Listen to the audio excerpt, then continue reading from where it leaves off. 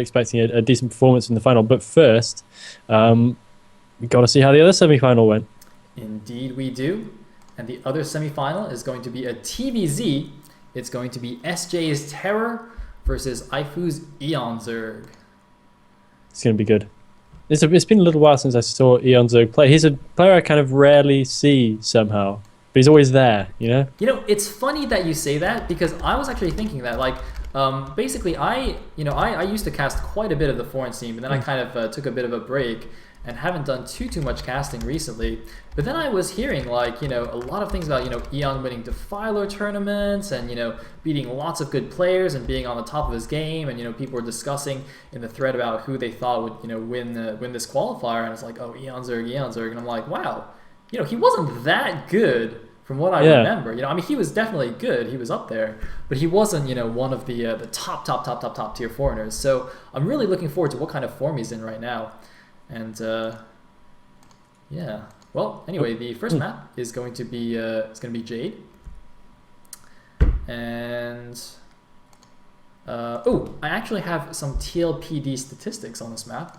These are from Pro League games and possibly the last OSL games. Was really? Jade used there? I think it was. Anyway, there were only a handful of TVZ games on this map. It's exactly 50%, but it's just 2 and 2 in the pro scene, so not exactly a huge sample size. But yeah, should be quite interesting. So awesome. Let us go straight into game number 1 of the other semi-final, TerrOr versus eOnzErG.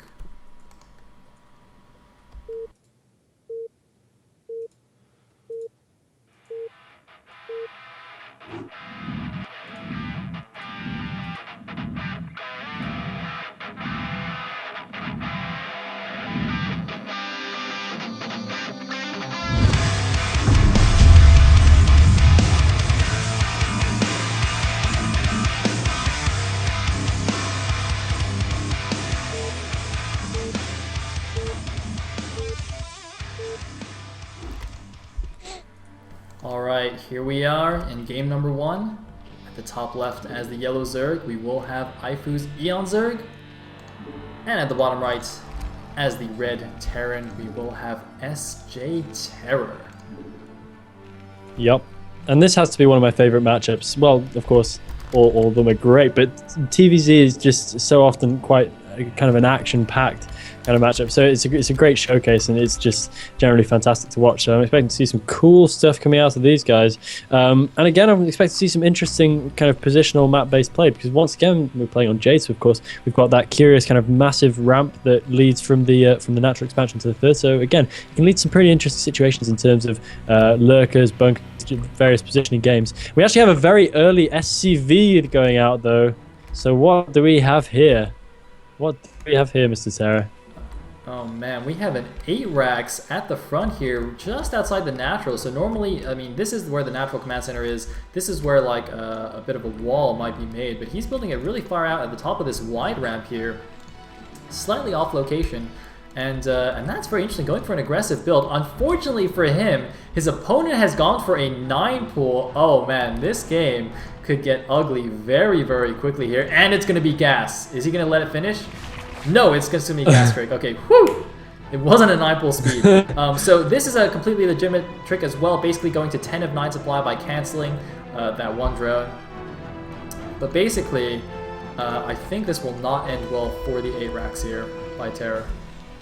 Yep, I think this is going to be at least all right for eOnzErG. I kind of, sorry, on a little bit of a side topic, occasionally it dawns on me just how cool little sort of tricks like the gas trick are. I love whoever must have thought of that. It's just brilliant. We have our first links coming in right now for eOnzErG, so he's going to be ready to deal with pretty much whatever Terra's got to throw at him. I mean, it's going to take a while before there's any significant marine force out on the map. So I expect Terra to have to take a bit more of a defensive stance than he might initially have been planning. Yeah, and the thing is, he's even though he sent out 2 SCVs here, he's still not going to scout his opponent for a while because because they are cross positions, and the Zerglings. Oh man, if he just misses these Zerglings completely, That's going to be crazy. I don't know if eOnzErG can figure out that his opponent's actually cross-map just from this timing of that SCV scout. He might actually do it. I think this SCV is going to see the Zerglings though, so now TerrOr knows about the Zerglings. He's immediately turning SCVs back. He's turning both SCV scouts back to go back home. He knows his opponent is cross-map. More importantly, he knows it is a 9-pull from the timing. He's immediately building a bunker at the top of his ramp. He needs this bunker to finish. I think the bunker will finish in time, so he's actually going to be perfectly fine here, even pulling a couple of SCVs just to make sure the Zerglings don't run by to the main. I'm pulling 4 SCVs here. He's got 6 SCVs in total. The bunker is about to finish here. I think he's going to be fine. He's going to lose 1 Marine. The rest of the Marines are going to come out. They tried to save their buddy there, but wasn't quite enough. Now the SCVs are going back to mining, and actually TerrOr is going to be okay here. Looks like he just sent everything back. I thought he might leave 1 or 2 to make sure there's no run by, but actually he's quite confident the 3 Marines in the bunker are enough, and I think he's probably right about that. So it looks like actually TerrOr's the one in a good position here with that 9-pull doing no damage for eOnzErG. I'm sure he's right about that, at least until speed kicks in. When speed kicks in, he might have to, well, it doesn't look like we're actually going to have speed, but if speed was kicking, he might have to rethink his position. But he seems pretty sure that there's going to be no such thing from eOnzErG. So eOnzErG is going to have to try and flush out this SCV as quickly as possible and try and get it done. TerrOr being smart, though, with his scouting SCV drilling, is going to be able to keep that alive for a little while longer. But yeah, TerrOr actually came out relatively unscathed. He lost a little bit of mining time, but what's a little bit of mining time in a situation like that, whereas it could have been so much worse. So this actually worked out okay for him. Finally, the scouting SCV being picked off. And going for the gas now as well. So it looks like TerrOr is going to kind of expedite his process through this game, not actually going to go for an expansion or anything at all. Oh man, yeah, I'm going to talk about what TerrOr is doing in just a minute, but first I just want to mention that eOnzErG has decided to follow up the 9-pull with a 2-hatch Muta build, so he's going for a very aggressive Mutalisk build. You know, I think earlier on we saw in that game between Napoleon and, I think it was TerrOr as well, where Napoleon went for the 3-hatch Muta build, but this 2-hatch Muta is going to come a lot quicker and be a lot more forceful, I suppose. But more importantly, yeah, TerrOr is doing something very interesting here. He's gone for an academy and a factory here. Very unusual choice. This, you know what I think this is? I think this is that crazy build that I think it was Lita or C, one of those two did on this map.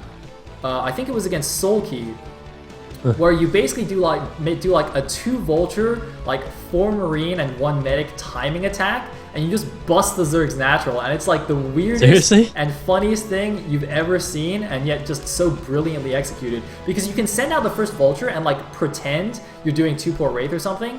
Whoa, okay, there's a starport. He's going for Valkyries? Yeah, it's got to be Valkyries. He's going the Armory, he's going the starport. This has to be Valkyries. I fail to see what else it could be. But why is his academy done already? I mean, he's got scan. The question of why is one we could ask all day about this.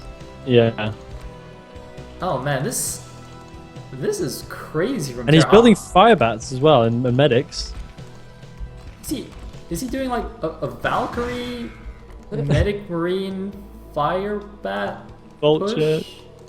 Where's I don't.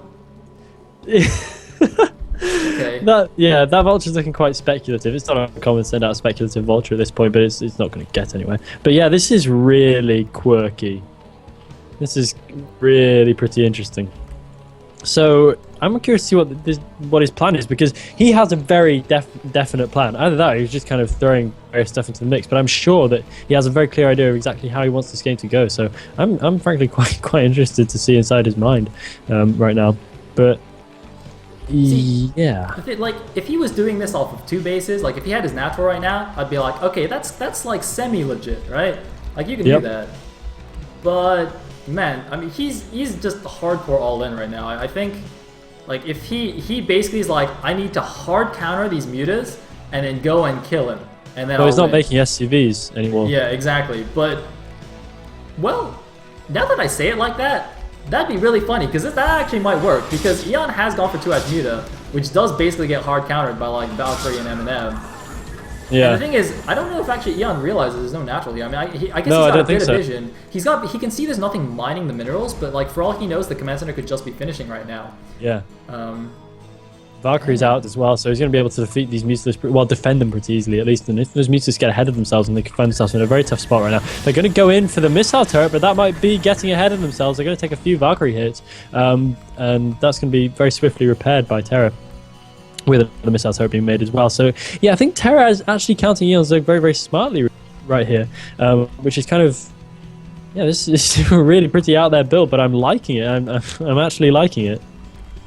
Yeah, but Eon's Hydro Spin is already finished though, and he's making some Hydros, and he's getting Lurker Tech, so... So Eon knows what's up. Yeah, Valkyrie's not going to do... And there's a dropship! Oh, man. Wow. Dude. That kind of makes sense though, because he's got the marine power, but he doesn't have many marines. He's got basically a dropship full of marines hanging around in his base, so that actually sort of makes sense that he'd make a dropship. You know what would be really funny is if, like, we're trying to, like, you know, justify all of TerrOr's moves right now, but actually in the game he's like, ah, shit, I don't actually know what I'm doing right now. Let's just build stuff and see what happens. You know, just cobbling stuff together. It's like, you know, when you're in English class and then, you know, you're reading some really, you know, abstract work or something, and then, like, the teacher's trying to explain, like, what the guy's trying to talk about, and you're like, you know, did he actually have all these sophisticated thoughts, or did he actually just have no idea what the hell he was talking about, you know? It's like one of those situations right now. Yeah. Yeah, I mean, this game is basically going to win, you know, one of those literature prize things. Yeah, because nobody knows what it means, so everyone assumes it must be genius. Exactly, exactly. At the risk of looking like at a moron for not knowing what it means. So yeah, this is actually pretty smart by TerrOr on a couple of levels. The Zergling must have seen the dropship right there. It's TerrOr at the last second thinking, God, I hope that hasn't seen it, but I think it must have done. And the Muta's actually doing a little bit of wandering down to the bottom left-hand corner, which is curious. I guess they're going back in for more harassment. They're going to find no natural which to harass, but nonetheless, not much defense in place for TerrOr, so he may actually be forced to pull back a fair number of units in order to deal with this. But the dropship has managed to sneak through the net and is headed over to the left-hand side. I think eOnzErG must know something's up though, because he sees a tiny force in the middle, and so yes, he immediately chases off to the left, presumably in pursuit of what he knows is there, which is a dropship. Scourge! Oh my God! Scourge it! Yeah! Oh no! Oh, this is God! For TerrOr. Great master plan or not, it is kaput. It is defunct. And eOnzErG is just all over this. He's going to be able to wander in the front. GG from, from TerrOr. Oh God. Oh, TerrOr. I don't know what you were doing, dude, but good effort. Good effort. A for effort. Yeah. Woo! Bloody hell. All right. I hope at some point TerrOr actually, like, wins a qualifier and gets interviewed, and then we got to make sure, like, one of the interview questions is, what were you doing? What were you thinking? Just say that. Or simply what? I think that would suffice. Yeah, I think so. That was bizarre. That was bizarre, TerrOr. Top marks for weird build of the year that didn't work, if that's even an award. It should be. We'll make it an award right now. I think we just did. You all heard it. Oh, man. All right. So, we still have the rest of the series. It's only 1-0. We have potentially 2 more games. If TerrOr can pull out a win in the next one. I hope he does. I would like to see a couple more games from these guys. Absolutely. And I just love seeing huge numbers of Marines kill huge number of Zerglings. That's mainly why I commentate the game. Everything else you can keep. But, yeah. That, and also I can do it with no trousers on. So, you know. That is, in fact,